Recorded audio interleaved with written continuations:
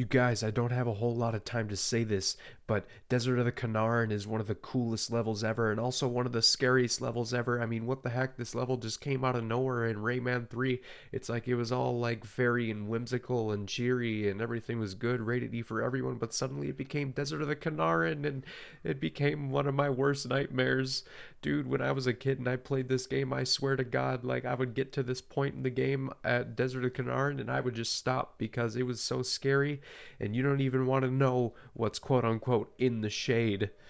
But I guess we have to go into the shade, so the level starts by like, just kind of like warming you up with some basic platforming and crap like that. You're killing a couple of the hoodlums, and then you save these what are they called, you save these teensies, and the teensies literally take the time to warn you.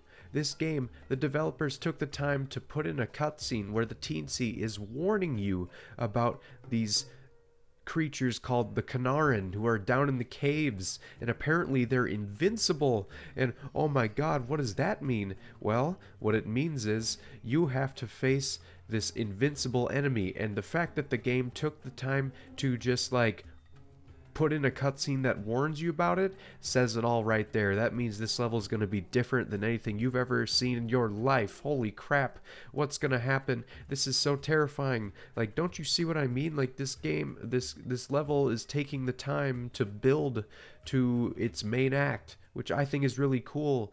Alright, so then you fall down into the cave, and sure enough, there's the Knaaren. Holy crap, they're these crazy, big, buff dudes who hang out downstairs in the caves and stuff, and they don't like the sun, and did I mention they're invincible? Then you have to do puzzles. You're not just doing combat, which is what most of Rayman 3 is, where you're just like running into a room and killing all the enemies and running to the next room and doing the same thing.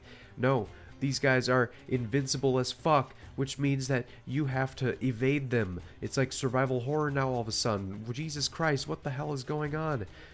Alright, and then now you're in these rooms where the zombie chickens have come back, and the zombie chickens honestly got kind of nerfed in this game because they looked a lot scarier in Rayman 2, where they were all big and like zombie looking, but now they're just like tiny and ghost-like and not threatening at all. But anyway, so you keep going, and after you've done some egg puzzles, then you have to do some more evade puzzles, and you find some gems, and then you listen in on the conversations of some of these Knaaren, and apparently they're just like normal people who just so happen to enjoy murdering other living things. Make him write bad checks. I'm not really sure what make him write bad checks means, but I'll take your word for it, buddy. These guys are no joke, and they're no joke, but at the same time, they're just regular people who live regular lives outside of murdering things. And there are multiple moments throughout this level where the game will literally like force you into these moments where you can't go anywhere, you're stuck, you can't do anything, and you're surrounded by these things as they're yelling and screaming and growling at you. And why is this game going so out of its way to suddenly just attempt to traumatize you as much as possible with all of these like set pieces and bits that it has going on throughout this level? Like, it succeeded in traumatizing me as a kid. Like, this was the scariest level ever, and still kind of is, and I just, oh my god, I'm so like overwhelmed and perplexed. And now you keep on like fighting through all the things, and you keep doing egg puzzles, and you keep on fighting zombie chickens, and you like, yeah, and then now all of a sudden you are facing the alpha male of the desert of the Knaaren, and he is Reflux. And now you have this epic boss fight. What the heck, you guys?